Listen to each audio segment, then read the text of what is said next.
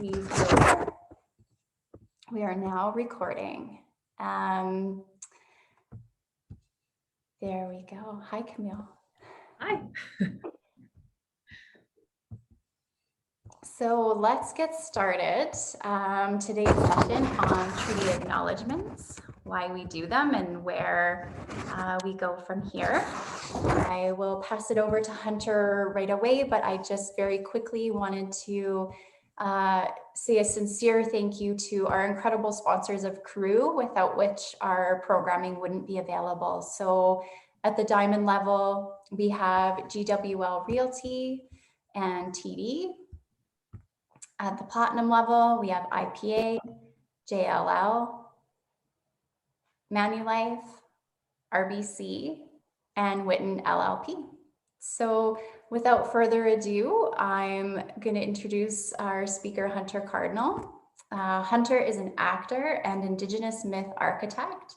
He is co-founder and director of story at Naheyawin, an agency based in Edmonton that serves as a bridge between Indigenous and non-Indigenous peoples. He's been recognized by his community as Edmonton's best actor and awarded a place in Edmonton's esteemed top 40 under 40 class of 2018. In early 2019, his first play, Lake of the Strangers, co-written with his sister Jacqueline and co-produced with Fringe Theatre, premiered to critical and popular acclaim, including receiving the Sterling Award for Outstanding New Play.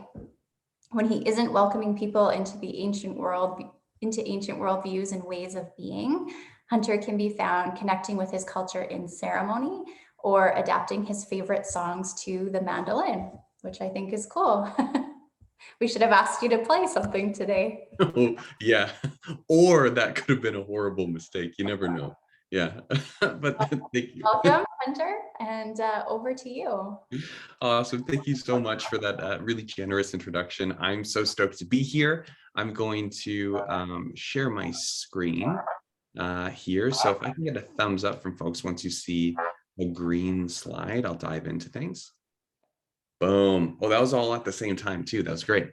So yeah, tons everyone. Hello, my name is Hunter. I'm so stoked to be here. So thank you so much for tuning in this early afternoon.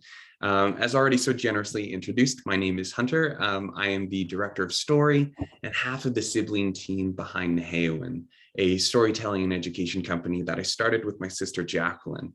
My background, as of course mentioned, is in acting and performance, and my main passion in life, sort of in that same vein, is connecting people with the larger, very exciting stories that they're a part of so that they can feel rooted during turbulent times, kind of like the ones that we're in right now, actually.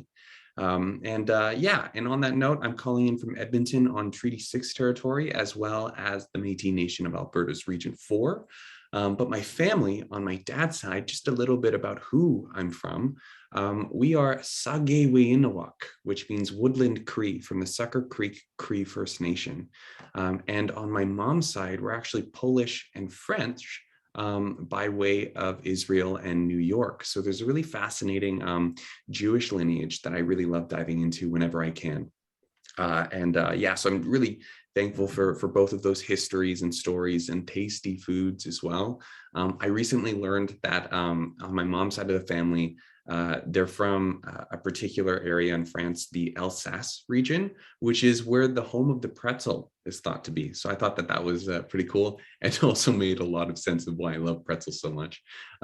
Anyways, on that note, or rather on a different note, together my sister and I, we run Naheyawin, which is a social enterprise that offers sustainable, practical, and Indigenous-based solutions for the improvement of diversity and inclusion in businesses and organizations and communities across Turtle Island. We do this with a storytelling and education approach that's informed by a treaty lens, or what it means to be in relationship from an Indigenous perspective. So in terms of our goals for today, what I'm hoping to do is, in order to help us reframe how we think about land, territory, and treaty acknowledgements, I want to begin our time by sharing some teachings with you that have helped us during these difficult times, as well that have helped my people, the Naheyawak, historically. And on that note, it's my hope that these teachings and stories help you understand just the real strength that comes from understanding an Indigenous perspective on what brings us together and keeps us as individuals on the path towards the good life.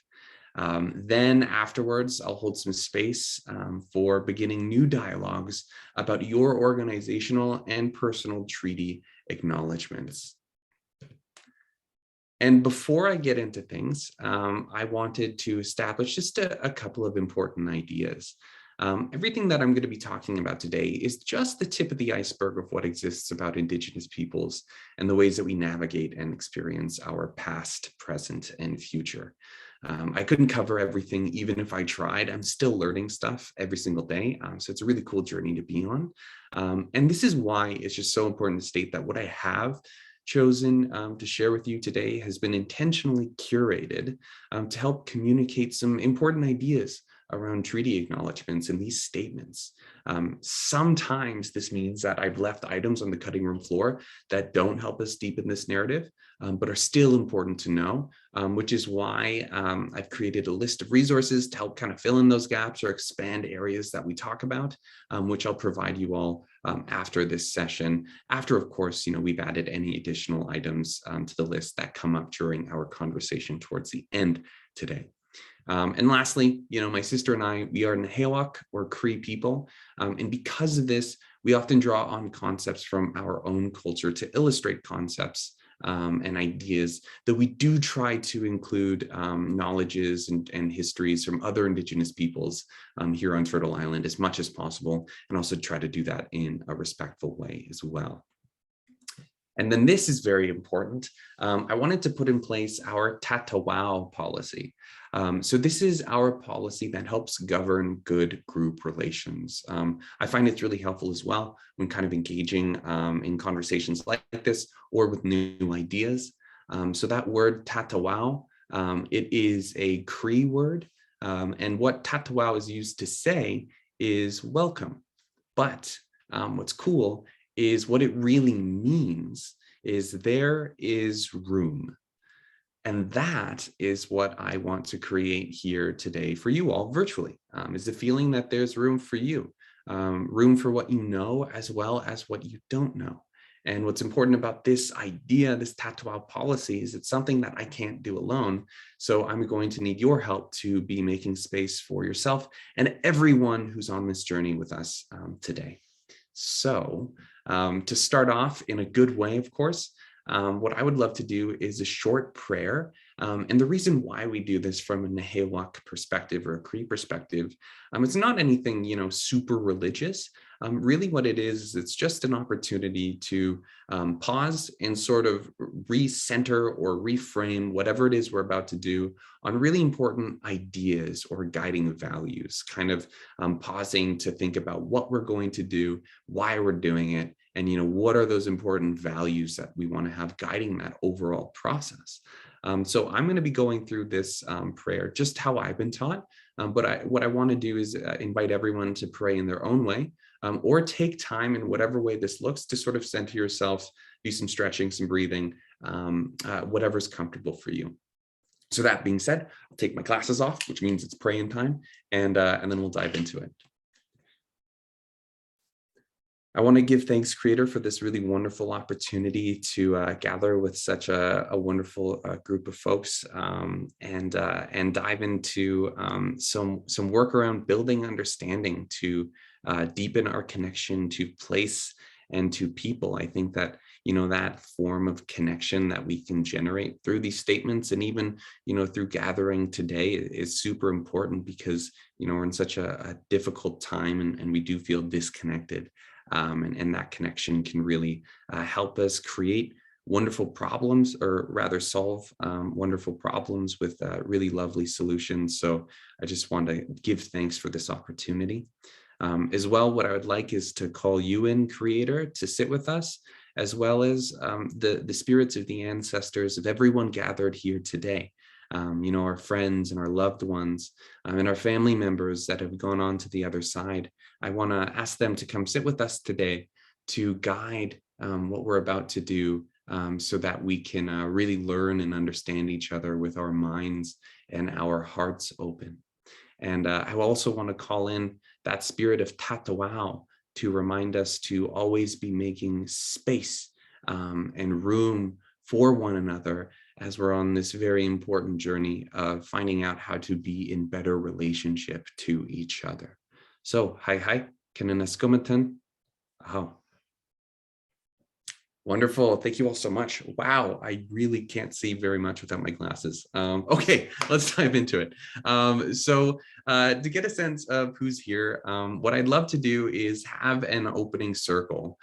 So what I'll do is I'll call on each of you one by one, and you can unmute yourself and tell us, who you are, where your family is from, and where you make your home today.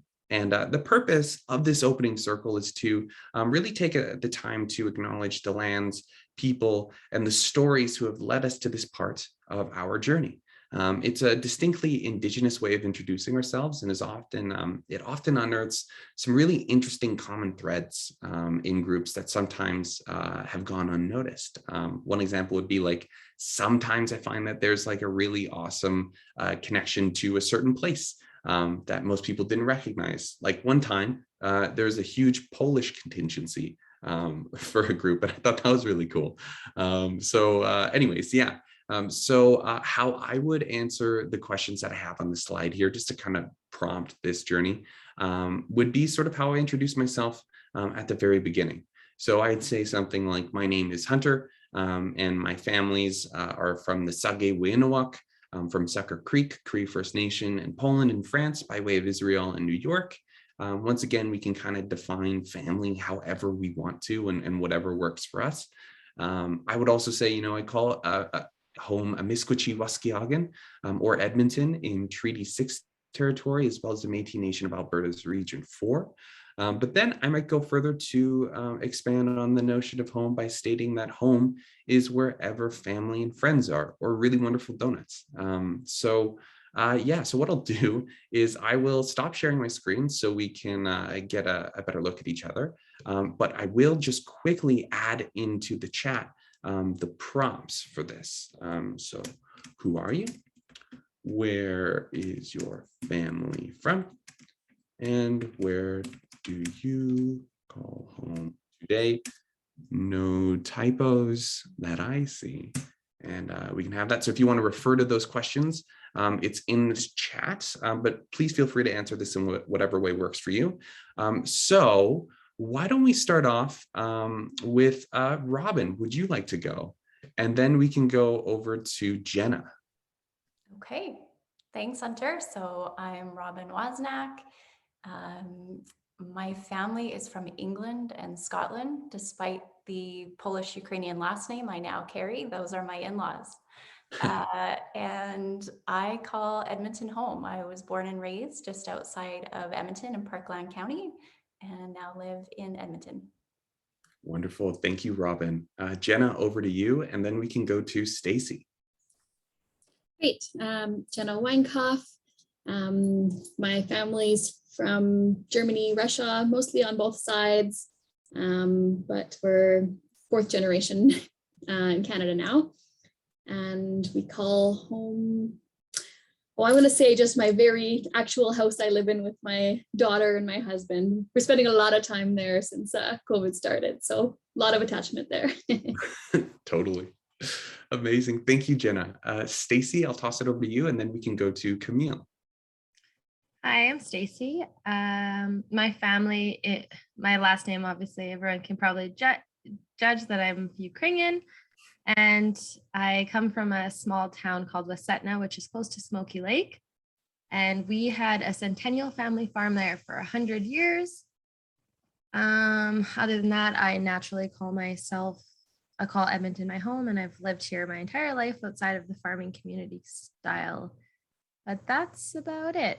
Currently south side of Edmonton, born and raised. Yeah, represent. Thank you, Stacy. Awesome. Camille, over to you, and then we can go to Marlene. Hi, everyone. I am Camille. I'm French. My family is from France and from Quebec. My dad was born and raised in Legal, and I call Edmonton home.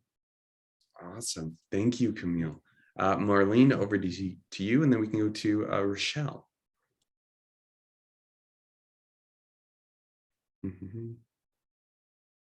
Did Marlene just drop? No worries. All good. Rochelle, over to you, and then we can go to Angela. All right, I'm Rochelle Ogilvie. My family is, Ogilvie is a married name, previous, and anyhow, so my family name is Stang, which is German. That family came from Russia, Argentina. My mom's family is French. There is some Indigenous family back in the 1800s or late 1800s, early 1900s, but I don't know much about it. And I would certainly like to know more. So my sister and I are inquiring a little bit. I live in Edmonton now. I recently moved from Sherwood Park and enjoying living close to Mill Creek Ravine and just enjoying the land that is around me. Absolutely. Thank you, Rochelle. Angela, over to you, and then we can go to Sharon. Hi, everyone. My name is Angela Wu Kemp. My family is from Hong Kong. My parents had immigrated here from Hong Kong back in the late 70s, and I was born and raised here in Edmonton. My hyphenated name is, I have a mixed race family, and my husband is German. My home is Edmonton, born and raised. And like what Jenna was saying, my home is essentially in my little bungalow home that we live in the West End here. Wonderful. Thank you, Angela. Sharon, over to you, and then we can go to Jill. My name is Sharon Reiner, born Sharon Starchuk, born and raised in small town Saskatchewan. My parents on both sides are from immigrants. My father, mostly Ukrainian.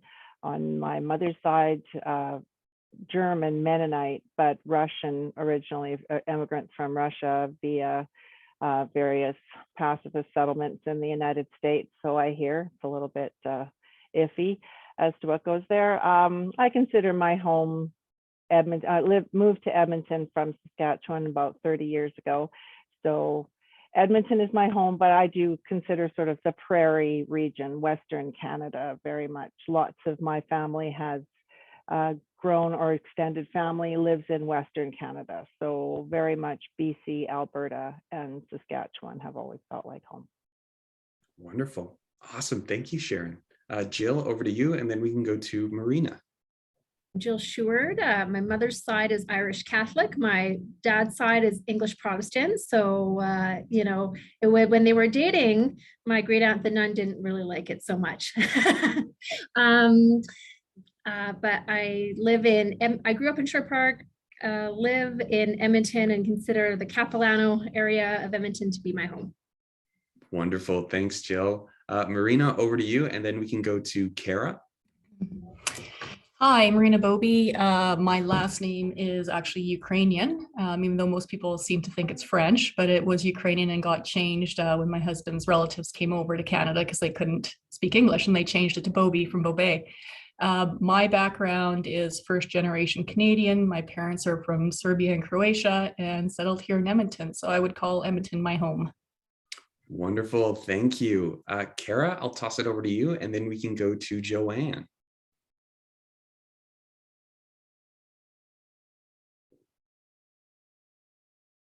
I'm always unsure if it's, oh yeah, Kara. Okay, Kara's typing. Quickly typing away.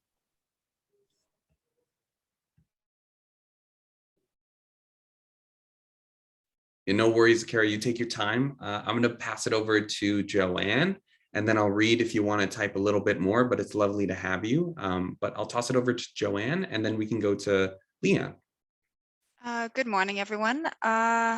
Joanne, my family is originally from Montreal, and I consider Edmonton the West End home. I've been here for numerous years, so it's home now. Wonderful. Thank you, Joanne. And Kara just typed second generation Canadian, father's side from Wales, and mom's side from Scotland. Lovely. Thank you, Kara. Leanne, I'll toss it over to you.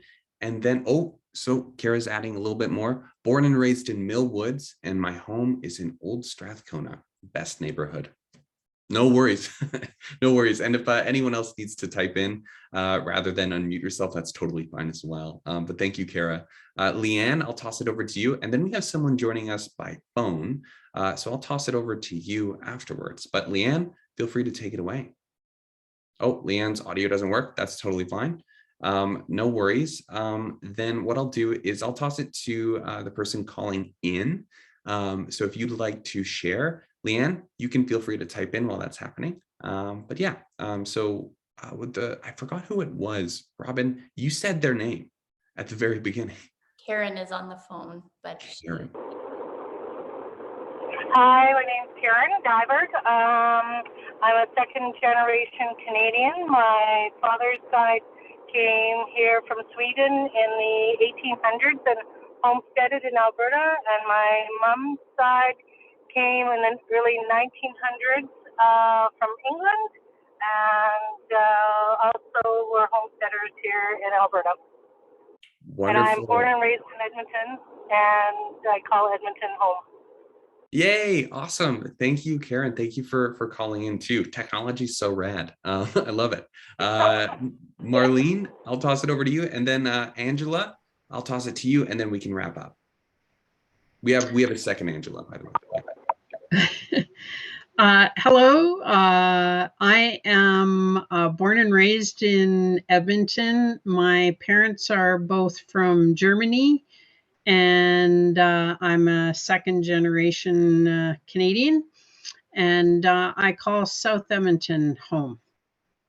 Wonderful. Thank you, Marlene. And the final Angela, I'll toss it over to you. Hi, everyone. I'm Angela. I'm born and raised in Edmonton. My family, so my parents are Chinese immigrants from Cambodia and Vietnam. So we have background there. I currently call downtown Edmonton home. I've been here for, well, since I moved out when I was 22, so quite a while. Thank you. Awesome. No, thank you, Angela. And thanks everyone for joining me there and for helping us kind of arrive in the circle. I always love finding out the different ways that we are in a way kind of related to each other through the sharing of certain ideas, loves, interests, and places. So what I'll do is I'll share the screen and then we can continue on our merry way. Perfect. So like Indigenous peoples do all the time, I'll begin with the stories that we tell. So during troubled times, we as human beings tend to look to our stories. In fact, one of the many reasons that we're gathering virtually today is that these are very troubled times. But also, you know, we've been in the process of coming to terms with who we are as a national community of communities since the release of the Truth and Reconciliations Commission's final report, as well as some of those tragic findings that we discovered over the summer. And though we feel a desire to reach for the stories that we've used to in the past, to really ground us and remind us of who we are and where we're going, what we're finding is that many of these stories aren't sufficient. You know, a lot of them haven't lasted. And we, all of us, know innately that the stories that we tell about who we are and what we're here to do and the future that we see is not window dressing. These stories and these narratives, they're key to the cultures that we have in our organizations and communities and families. And they can mean the difference between a unified community that really relies on one another to show up when storms kick up, or a shallowly moored group of disconnected individuals that scatter when times get rough. So in this time, this very turbulent time, many of us are trying to create new stories that really resonate with us. That feel honest, that feel informed, but also that help us get out of bed in the morning, you know, as communities, as organizations, and as individuals. But however, the problem is, you know, in this quest of restoring ourselves is this: how will we know that we're creating better stories, ones that will last? So at Naheyawin, the way that we do all of our work is by trying to reapproach the questions that we're being asked to solve by using language and storytelling. And more specifically, because Indigenous peoples are a very diverse group of cultures, the Naheyawin language of my people, the Naheyawak or Cree people. And the reason that we do this is because we know that language shapes the way that we see the world around us. So one of a really straightforward example of this that I really love talking about first is that in the Russian language, there are two different words to refer to what we in English might call different shades of blue. So you can have a light blue, which is goluboy, or a dark blue, which is sini. And because of this, Russian speakers are better able to tell the difference between a light and a dark blue. And I love that. It's super simple, practical, straightforward way that language can kind of shape how we see and interact and distinguish things in the world around us. And another idea that really illustrates and takes this idea further is about the Cook Taor people and Indigenous people in Australia. They don't use words like left or right. In their language, everything is referred to as north, south, east, and west instead. So for example, they say in their language things like, oh, hey, Hunt, there's an ant on your southwest leg, or, move that log on the fire to the northeast. And because of this, what's amazing is that the Cook Taor people, they're fantastic navigators and have redefined for scientists just how well human beings can keep and maintain their bearings. So once again, we're really finding that language shapes how we actually move through and find our way through this world. And, kind of on this note too, I think that we've all been in a situation where we've struggled with a problem that was, of course, easily solved once we looked at it from just a different way.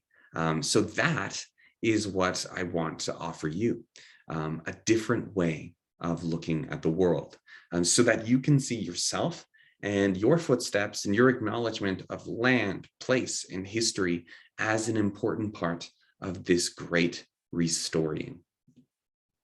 So I'm going to back all the way up for something that's a bit of a crash course in Indigenous worldviews. So instead of the usual history lesson, I want to look at these worldviews through a lens of seeking first principles. Because like the American physicist Richard Feynman says of nature, he has this wonderful quote that she uses only the longest threads to weave her patterns, so that each small piece of her fabric reveals the organization of the entire tapestry. I just love that because it's the same thing with Indigenous knowledges. So what I wanted to do is grab that first thread, that long thread, and start, of course, with the land. So you can ask any knowledge keeper and they'll tell you that Indigenous peoples have resided on Turtle Island or North America as far back as we can remember. Even that word Indigenous demonstrates this belief, a word derived from the Latin word indigena, meaning sprung from the land. And I really love that because right there we get this image of Indigenous peoples as being a literal extension of the land in a way that they are the land themselves. So this connection to land is foundational to understanding the complex and dynamic relationality or ways in which Indigenous people see themselves as related or connected to all things. And that underpins the worldviews of Indigenous peoples. And an example that is often drawn on is that of language. So elders often remark that speaking a language indigenous to the place that you are in is taking part in singing the song of the world. So I really love that, this idea that language, or the ways in which that we kind of articulate ideas and sounds, are actually connected to our relationship to that physical place that we come from. As well, that image on the right, that really beautiful radial pattern, is the Naheyawin or Cree language writing system, or also what's known to us as a star chart. And it basically lays out all the symbols that we use to communicate the sounds of our language. And it's actually laid out in such a way where to write it, you must interact on the ground, typically writing it while you're on the earth. So you're kind of making these patterns in the ground. And what I love that what I love about that is that it kind of, there's a process of writing it out fully, where you are connecting with that first and primary relationship that we have. So it's a really interesting renewal or reminder mechanism in this writing system that I absolutely love. As well, because Indigenous peoples understand all things and beings as being connected to the land, we arrive at the second principle, which is that we understand ourselves as connected to one another.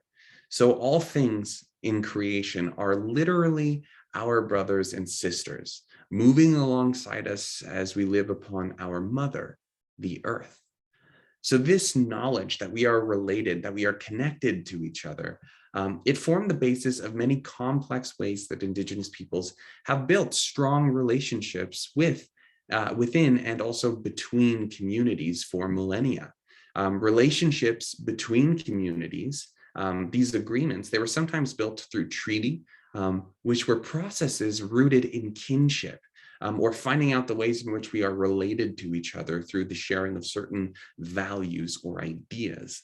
And these relationship agreements, these treaties from the Indigenous perspective, they were often carried out before conflict occurs.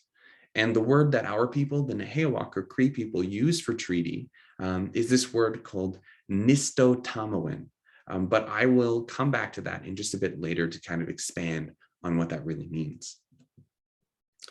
So the next idea is a really cool one.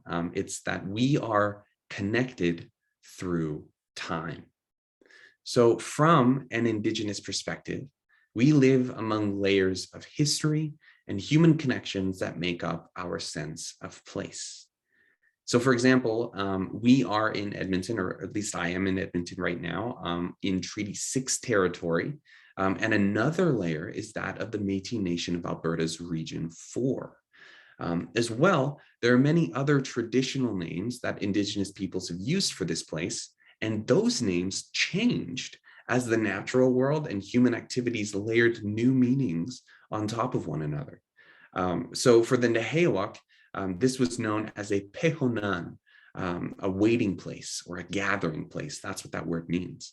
And then later with the fur trade, it became what we're more familiar with today, which is a Miskochiwaskiagan, or Beaver Hills House. And of course, it's referring to the fort that was built during the fur trade.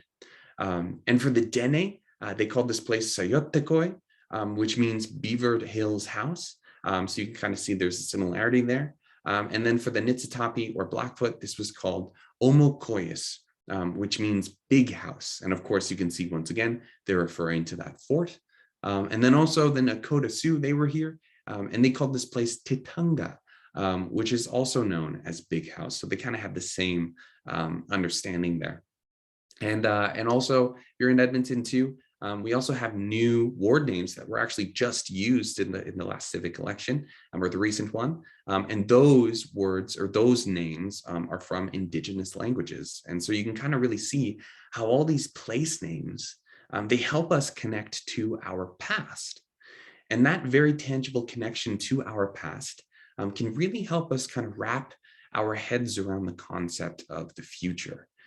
We can see ourselves as future ancestors, keeping in mind all of the generations to come and our responsibility to them. So what will we need to do to make space for those new layers of place? And how can we take care of this place that we live in so that folks can do that into the future? And this is why we get the real natural use of terms like stewardship rather than ownership when referring to the land. We understand that we do not own the land, but rather that we are wrapped within its many layers of place. And I thought that this was kind of really pertinent to the work that you all do as well in terms of place. And actually, this whole idea, it's one of the main reasons why we've been helping the Oliver Community League rename the Oliver neighborhood in downtown Edmonton. What we found was that through a whole series of engagements, as well as recent events, we've seen that a lot of residents in the Oliver community, they've started to really critically engage with their namesake and the history that Oliver is connected to. For those of you who may not know, Oliver is named after Frank Oliver, at the time a celebrated businessman at the turn of the century here, who's quite fundamental to shaping certain policies. It's the reason why Edmonton is the capital of Alberta. But when you look a little bit closer and actually uncover the history that's often not talked about and kind of obfuscated or ignored, we'll find that he was actually really responsible for a lot of harmful, discriminatory, and marginalizing policies that affected newcomers, that forced Indigenous peoples surrounding Edmonton and in Edmonton off of their traditional territories, and kind of made way for Euro-Canadian settlement. So we're finding that once again, a lot of the histories and results of Frank Oliver in terms of that discrimination don't actually align with the values of inclusivity and diversity that really resonate with the community today. So it's really clear that they need a new layer of place that reflects who they are and what they believe in today. So it's a really fascinating process that you can all kind of look online for more information about. So the fourth and final first principle that I'm stoked to share is that we are being and becoming. So one of the many great things about the Naheyawin or the Cree language is that it is verb-based, unlike English. So we wouldn't say, for example, the table is brown. We would say that the table is being brown. And that sounds kind of weird, it's a little bit off, because it sounds like the table is alive, or that it's animate, or that it's in the process of becoming itself. And what's cool is that that's actually really important to notice, because from that perspective, we can say the same about everything, including what it is to be a part of a community. So from a Naheyawak or Cree way of looking at the world, you can see that through our language, you can see yourselves, our relationships, and our communities, that they are verbs and not nouns. They're not just labels, but they're active processes that require effort. And as put by our elders, once again, we are all being and becoming. And this idea, this dynamic relationality of being one thing and transforming and becoming something else at the same time is a very common idea among Indigenous peoples across Turtle Island, as well as the rest of the world. So these ideas, they're kind of huge and kind of mind-boggling. And this is why, we as Indigenous peoples, the world over, we have stories to remind ourselves of them. And it's why we engage directly with these stories through our ceremonies. When I was learning about this whole idea, and a lot about Indigenous cultures from my people, the elder that I worked with, Will Campbell, he said, he was very frank about this. He was like, we have horrible memories as people, but what's important is that we work with that. And that's why we have these ceremonies and these stories that help surface and remind us, kind of like guiding stars, what's most important to us to live that good life.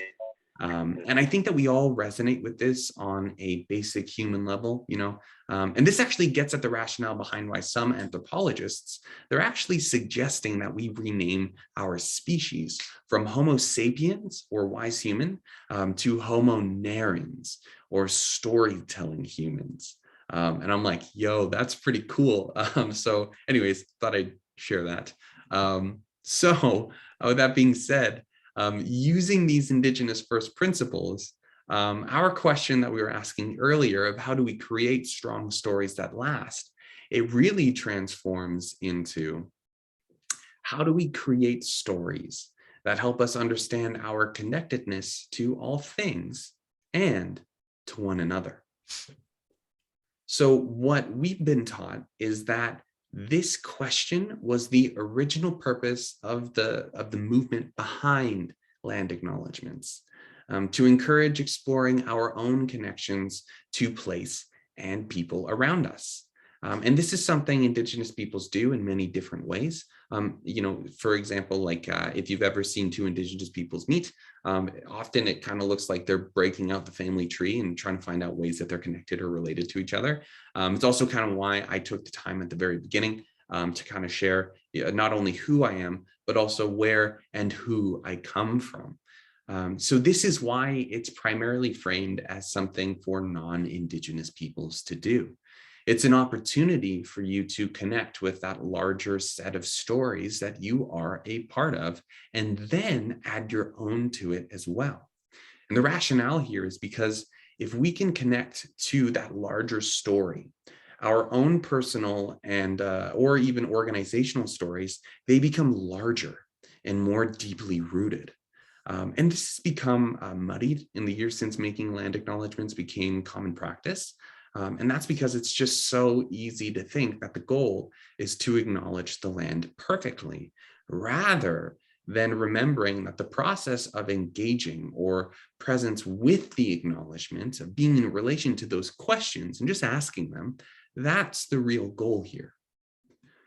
So, kind of on this note, what are the future of these statements, and how might we reclaim the original intent of these moments to really pause and to connect? So I mentioned earlier that word Naheyawin earlier as the word for treaty. And what it really means is, and what it translates into, is the act of understanding. So to break down this word a little bit further, to really get the full meaning behind it, if we were to get etymological, if you will, we could look at the end of this word and we'll find this morpheme, or this smallest linguistic unit of a word that can't hold any further meaning. So kind of like the building blocks of words. We'll find that morpheme win at the end of it. And that typically means the act of, which makes that word and everything preceding it a verb or a process. So right there, we'll see that Naheyawin, okay, it's a verb, a way of doing something. And then we'll see in the middle of this word, tomo, which is often referring to direction or intentionality. So it's a specific way of doing something. And then at the very beginning of the word, we have that word nisto, which directly translates into the number 3. But it goes further and goes a little bit deeper. Instead of just referring to the number 3, it actually refers to the 3 parts that constitute understanding between peoples in the order that they should be done in. So that first, just to kind of go through that order quickly here, that first level of understanding that you should try to connect with is knowing that each of us, that we live in that interconnected web of all things, that we are connected to each other, that we are related to each other. And we can kind of see where that idea comes from those first principles that we talked about before. The second idea that's really important is knowing that we each are just one part of that interconnected web. So our focus then shifts from understanding our connection to all things to really taking the time to recognize who we are individually, understand our own values, our own desires and goals before moving on. And then once you do connect with that level of understanding, you can then start looking at that third level understanding, which is knowing that there are others in the web with us that are separate, but connected to that part of that same web. So it's really kind of understanding that there are other folks who are just as complicated as us and have their own agency, ideas of the future that we should recognize and make sure that it remains distinct. So those are the 3 levels of understanding and kind of the deeper meaning behind what Naheyawin means and what the process is, or that ongoing act of understanding looks like. And this is exactly how we approach crafting land acknowledgements. We turn them into opportunities to tell stories that help us understand our connectedness to all things as well as to one another. So the organizations that we work with are finding that they're actually benefiting from having space for 2 statements. An organizational statement where they address formalities like nations' names and political boundaries that should be respected, and then space for personal statements from those delivering remarks. So this means that each individual can have the time to reflect on how they connect to the lands being acknowledged.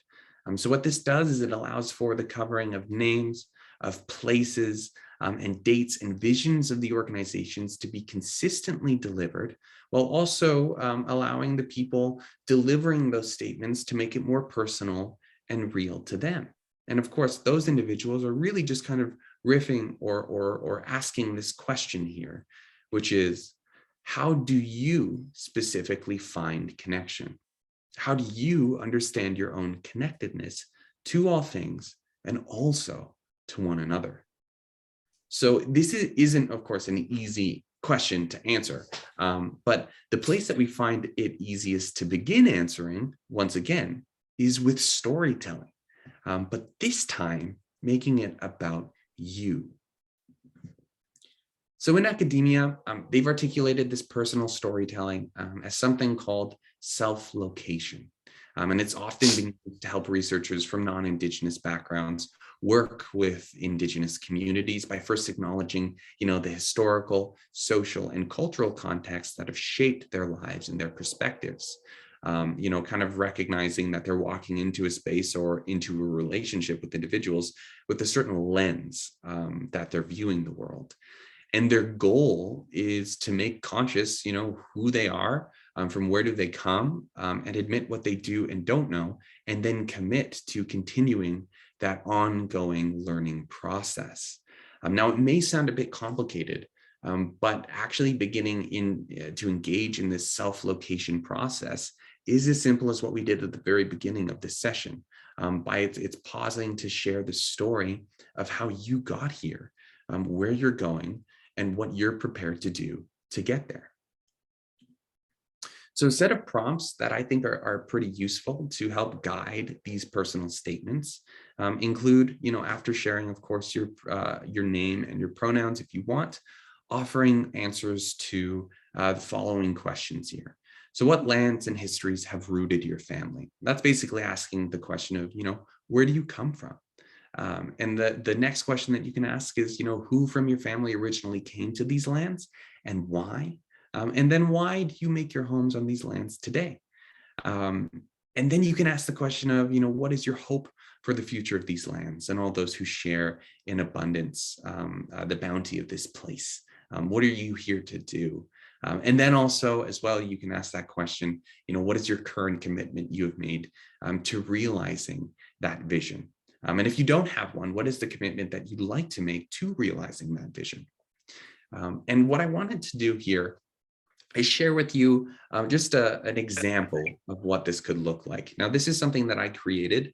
So this is always going to be a work in process. It's kind of like a snapshot of where I was at this place in time when I created this, and I'll read it shortly. But this is by no means the gold standard. I'm probably going to change it after this, so no worries there. I just wanted to give you an example of what it could sound like. And also what it feels like to kind of hear it, but I'll read it. So my name is Hunter Cardinal, pronouns he, him, and I'm lucky to walk with the stories and teachings from both sides of my family. My father from the Naheyawin and Métis people of Treaty 8, and my mother from Poland, France, and Russia by way of New York. I'm thankful for my mother's family arriving here from Europe, escaping war and genocide, and of my dad's family of seeking a better life away from the hardships on reserve in Northern Alberta. Today, Edmonton is my home because I feel cherished, or rather I feel connected to the people I love and cherish. For the future, I hope that everyone who makes this place their home feels rooted, cared for, and excited about the past, present, and future. And right now, my commitment to this is by continuing to share the knowledge that my sister and I gather in our work and from our relationships. So once again, that's kind of what I was feeling at the time that I wrote this. I always try to view these statements as sort of an artifact of an ongoing process of always asking yourself, those questions that I mentioned before, rather than trying to create something that's perfect. And sometimes folks, they'll speak to this and it'll be scripted out, Sometimes folks won't do that because they prefer it to be sort of in the moment and honest to them. I think whatever it is, the most important thing is that you're enabling yourself to be sincere in whatever way that looks. If it's having it pre-written and practiced a couple times and that works for you, I'd keep that. But if it doesn't, I'd also feel free to change. As well, to circle back as a bit of a bonus, I wanted to provide a set of prompts for some organizational statements, which you may find useful in your own work. So the questions here are fivefold. The first one is, what are the relationship agreements that govern the lands that you're located on or serve? So what this question is sort of getting at is taking a moment to look into, what are the treaties that exist from the places that you're working on? And these treaties are super important. If you're here in Edmonton, we look at Treaty number 6. But what this also serves as an opportunity to understand the Indigenous perspective of what that treaty is aiming towards. So here you'll probably hear that Treaty number 6, though we can read that really confusing legalese document, that Indigenous understanding of Treaty of Naheyawin, actually it's getting at a whole other different story. And there's elements of that story that may align with the work that you're doing. So, what are they, and what are you excited to have that connection to? As well, you could be asking the question of what Indigenous peoples have been in relationship with these lands since time immemorial. So who has a really deep connection to this place that you now call home? Sort of recognizing them. So here it could be the CREW, it could be the Blackfoot, the Dene, really those folks that have that strong connection since a very long time. But then also we want to make sure that we're looking at Indigenous peoples who have new relationships with these lands as well. And that's super important because in cities like Edmonton, we actually have a really large Inuit population who don't traditionally call this place their home, but it's still really wonderful to recognize them and their presence today. As well, and this is a cool thing. So this is, what are the non-human relationships that should be recognized? So this is sort of getting at, if there's a certain part of this larger ecosystem that we're a part of, whether it's certain animals, plants, parts of this landscape that we love and that are connected to what we do, now's the time to sort of recognize that. So a great example would be, if you're an organization like the River Valley Alliance, for example, they work entirely in the space of promoting and maintaining the river valley system. And that's really important because that whole area has been such a strong part of this city's history before the city was even built. So really connecting to that larger story is beneficial to them. And then lastly, this is a very exciting one because it kind of can expand what these statements sound like. It's what storying aspect of these lands resonate with the core mission, vision, or values of your organization. So is there a particular element or history of this place that really recognize or that relates to what you do? So a great example would be a company here in Edmonton, a theater company called Rapid Fire Theater. They do alternative comedy and sort of that improv. I do have a deep history with them, but I didn't help them with their acknowledgement because what they wrote, I thought it was brilliant, is they had this statement, and of course I'm going to butcher it, where after, they go through acknowledging, these certain things that they wanted to acknowledge, at the very end, they ended it with this idea of, how excited they were to be here in this place where jokes have been told for thousands of years. And I just thought that was really wonderful. And it kind of made me relate to this place in a long time because, in what sort of, where have you ever heard something so human or relatable to this place that stretches that far back in time? And it just kind of made me feel like, yeah, that is funny. We are continuing a really long tradition of folks telling stories and laughing together, which I really loved. So that's sort of an example of that. So what I would love to do right now is for the next sort of like 10 minutes is to make this a lot more interactive. So what I wanted to do is create some space for you all to engage in that self-location process within that Naheyawin framework so that you can create your own personal message. So what we'll do is we'll take 10 minutes in just 2 minutes here to start writing out the ideas that come to you. about your own personal statement. And really to help guide your thinking, I have some questions to help prime you, regardless of whether or not you're a settler, a newcomer, or if you're Indigenous. So those questions are sort of the ones that we actually just covered. What is your name and your pronouns? What lands and histories have rooted your family? Who from your family originally came to these lands and why did they come here? Why do you continue to make your home on these lands? And what is your hope for the future of these lands and all those who share in its abundance? And what is your current commitment that you've made to realizing this vision? If you don't have one, what is that commitment you'd like to make to realizing that vision? So what we'll do is we'll take 10 minutes once again. You can turn off the camera and what have you and just kind of make some notes. But just a reminder that the point of this exercise isn't to prepare the perfect statement in 10 minutes, it's possible, or even to really come to any solid conclusions. It's just to engage in the process of asking these questions, of engaging in this process and being present with it. So if you don't answer any of the questions or hilariously come up with more questions, then that's perfect. What we'll do is we'll after that 10 minutes, we'll circle back and we'll kind of share what came up for us and share any statements or the seeds of a statement that we want to. So what we'll do is we'll take 10 minutes and yeah, you can take the camera off and spend that time and we'll circle back. So I'll see you all soon.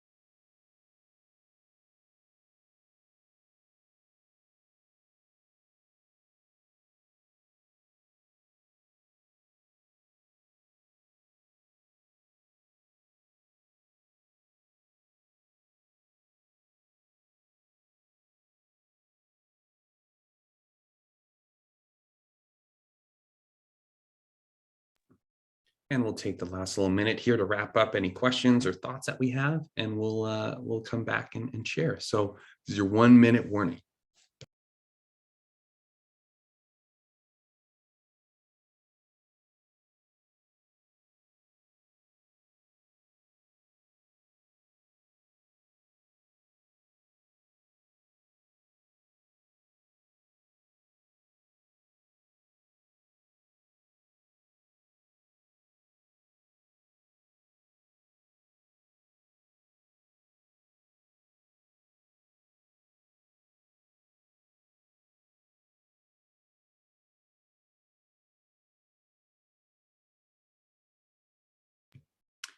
Awesome. So we can all head back now. And now we can move into kind of sharing what came up for us in the time that we had. So what I'll do is I'll actually stop sharing my screen and see.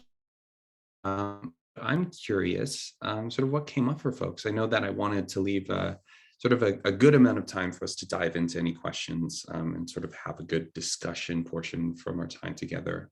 So would anyone like to sort of start us off and share their own thoughts or questions that came up for them? I'll Yeah, share. yeah, Angela, go for it. Okay. My name is Angela Wu Kemp, she, her. My parents originally came from Hong Kong. They decided to settle here for hopes of a better life and future for our family. I was born and raised in Edmonton, and from hard work and the opportunities that have been presented, I feel that I am doing my parents proud by having a better life and future for our family and for the future generations. My hope for my two young daughters is to have equal opportunity for them to excel in school, career, and life, to live in a world that accepts diversity and welcoming to newcomers. My parents had the hopes and dreams to level up our family by allowing me to have opportunities, and my commitment is to elevate my future generations that comes after me. Yeah.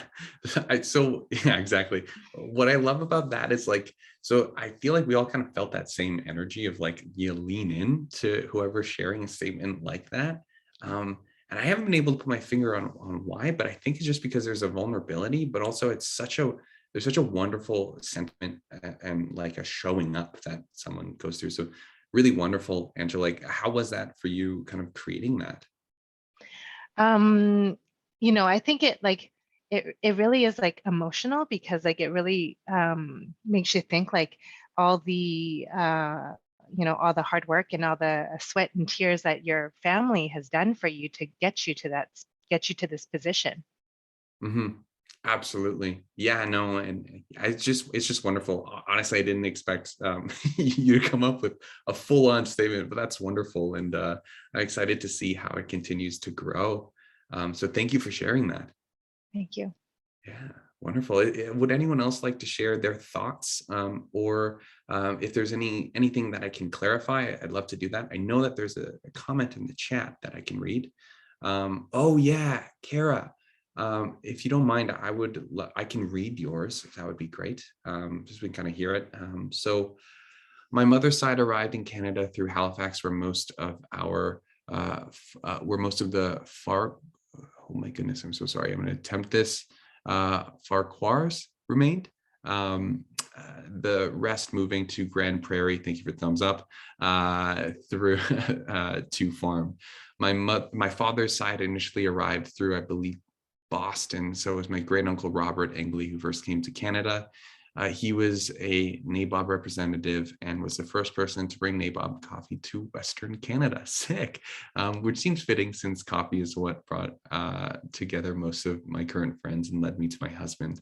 I've stayed because the rest of my family is still in and around Edmonton. My hope for the future is that Edmonton will become a truly welcoming city for everyone. We and Alberta still seem to have a long way to go to make all of our residents feel welcome. My commitment to realizing this vision is building an understanding of everyone I meet by asking questions rather than making judgments, and by not remaining silent if I feel others are being treated unfairly. Wonderful. Thank you so much, Kara. That's wonderful. Yeah, we're seeing some love. Amazing. Would anyone else like to share? And also too, if there's anything that I can provide a little bit more clarity on, I'd be happy to do that.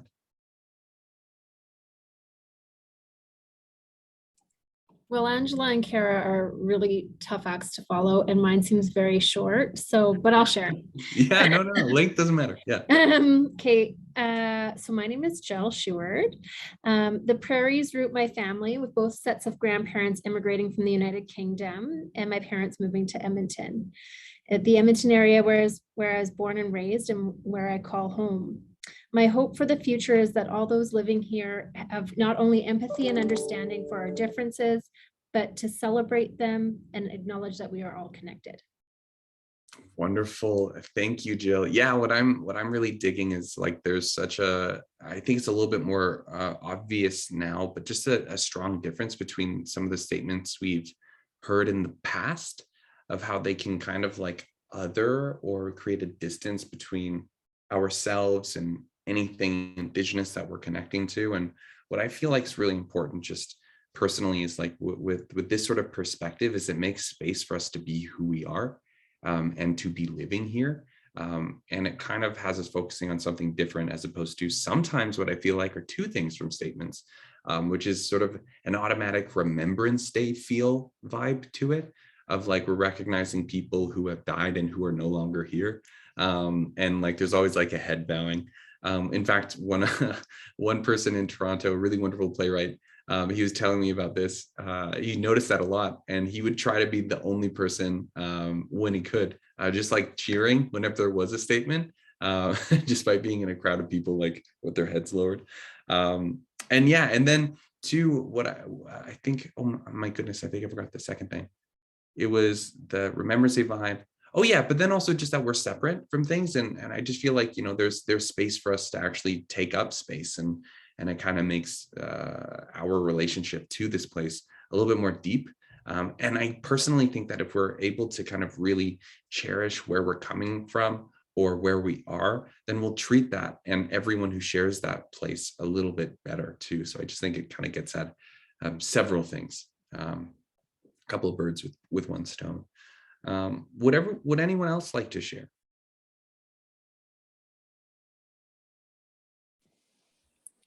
More of a question for you, Hunter. I'm just Yeah, curious, absolutely. Yeah.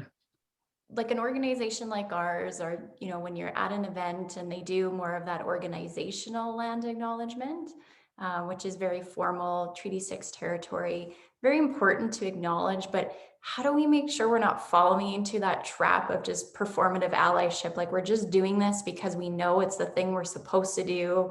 And this is a timely period in our, you know, history where we need to be really acting on tenements from the Truth and Reconciliation Commission and really making it right. Is a simple land acknowledgement okay? And how do we make sure that it's genuine and meaningful, and that we're not just doing it to tick the box to say we're doing it and that we're being a good ally? Totally. I think it is a really wonderful step. And what a lot of folks will say is like, you know, well, we want to do action. And like, I think that these statements were never framed in a way of like, that's it, you're good to go. But really they serve as sort of a portal or like a really wonderful first step in a journey of many. So in terms of like making sure that it's additive to this larger process and that it's authentic and that it results in something. One thing that I would always do, even when it's not just these statements, but initiatives or anything like that, is always make sure that whatever it is you're doing, it aligns with who you are and what you do as an individual and as an organization. Because at the end of the day, when we're talking about diversity and inclusion, and I'm sure you all understand this, it is on a very fundamental level, behavior change. And from the research that we do on behavior change that we've come across is that any change that's incongruent with the self, it won't last. So a really important aspect of this work, I feel like, will always be kind of answering the question of, you know, why does this matter to you? And it doesn't necessarily have to be like, you know, prove that you care. But, you know, what parts of being in relationship with Indigenous peoples or ideas really kind of strengthens and enriches your own work. And I think that that's exciting because we kind of can move away from it being an act of charity to it being a place where we can go to feel inspired, to look for new mental models that deepen and enrich the work that we're doing, and just another area to think about and have that connection and that gratitude. So I think that always aligning it to yourself and asking that question of how does this matter will really help prime people to then feel encouraged to create initiatives. I think that this is like really high level work that is important. And one thing that I feel on such a deep level is a sense of urgency. And I don't know if this resonates for anyone, but like the TRC came out like 6 years ago. And like for the longest time doing this work was like, it's been 6 years, we should have something like it's a really clear, tangible change. And obviously we all know that it's important, but like, what can we point to? And, when we're doing these sessions, like a major crux of our messaging is that like the relationship between Indigenous peoples and, some of the difficulties and turbulent parts of that relationship, they're just so complex and long. It's a huge thing that we're talking about. So when we're talking about writing relations with Indigenous peoples through things like the Truth and Reconciliation Commission's like call to action, we have to recognize that what we're aspiring for is generational change. So it's just kind of reminding ourselves that this is a part of a longer journey that we're a part of.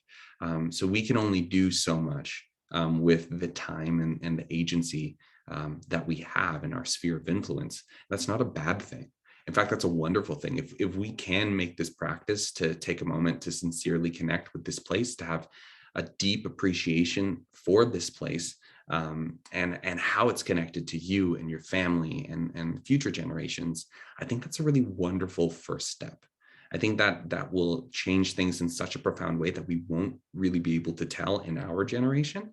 But once again, it also kind of opens up other avenues of, what are the small ways that we can enact change within this place? Is it, through, once again, diving into understanding Indigenous perspectives on place?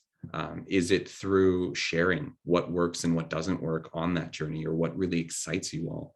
And then, is it how can we share how that goes in the end as well? So I think that it's important and necessary work in a much larger journey. I think the most important thing is that we always make sure that it's connected to who we are, because I feel like that's going to give us that sustainability that will result in really lasting change. Yeah, but really wonderful question. Patty, I see you've unmuted. Yeah, I have a question because my grandfather bought his land in Saskatchewan from the Hudson's Bay Company.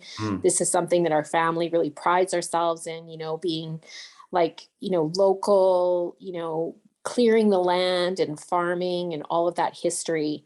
But there's a great deal of shame in acknowledging that.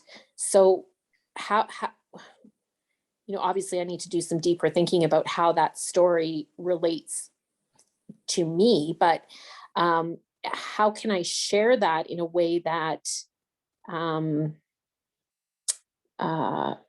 makes it clear that there's a level of privilege that goes with that, and a level of a lack of awareness in the time of who else might have been left out of that.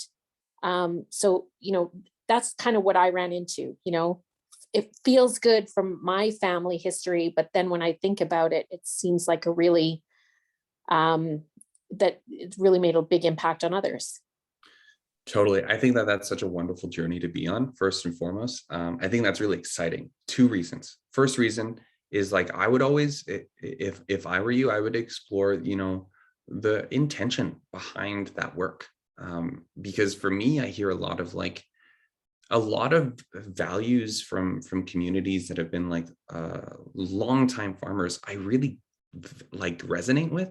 And also like my family too, though we were Indigenous, the farming was thought to be a really valid way of creating a new form of livelihood, so that we can sustain ourselves because of all of this change. So, were there elements of, your ancestors and your family, they were doing this to take care of the ones that they loved. And could, a commitment be to learn more about, the impacts that had on other communities, and make sure that, moving forward, like, that work is continued in a way that's, responsible and mindful of one's place. I think that would be a way of doing that. But also the second thing I wanted to say too is that just the complexity of land acquisition in Canada is a really interesting thing to look into, because when it comes to areas like Saskatchewan and our western provinces, a lot of those treaties were signed to come into possession or to acquire that agricultural land in the first place. And if we look at it from a perspective of just the non-Indigenous perspective of that relationship agreement and what resulted from it, it seems one-sided. But if we look at the relationship agreements that were in place on the prairies, our numbered treaties, once again, there's that whole element of what was the Indigenous perspective of that agreement. And, how can you align yourself with that today? And in what ways was your family in alignment with that? And kind of getting into more of the complexities around that would be really helpful to kind of get a full sense of that story.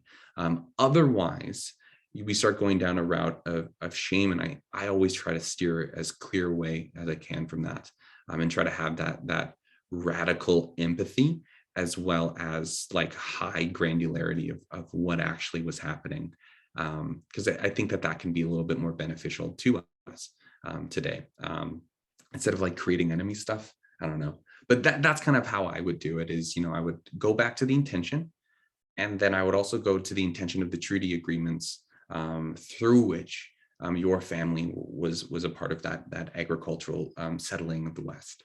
I think that would be really important, because also as well gives you a framework for how you can be in relationship with Indigenous peoples while still being on this land. And that's sort of what the treaties were about in the first place, is what can we do to coexist? Because obviously there's a lot of room. But that's my warm approach to that. So I hope that answers that. Thank you very much for those comments. I appreciate it. No worries. My pleasure. Might have time for one more question. Does someone else want to ask something of Hunter? I think Camille had one. Nope, I made that up. Oh, it was just a great question. Never mind. I should read. Thanks, Camille. I think Jenna just raised her hand there. Yeah. I didn't actually, but I will say it's been a lovely presentation, and thinking back more to where my ancestors came from and how they settled here, and how it led for me to be here. It was a bit emotional for me, but I think that's amplified by my pregnancy hormones. Wonderful. Thanks, Jenna. Yeah, if there's no more thoughts, I'll toss it over to Robin.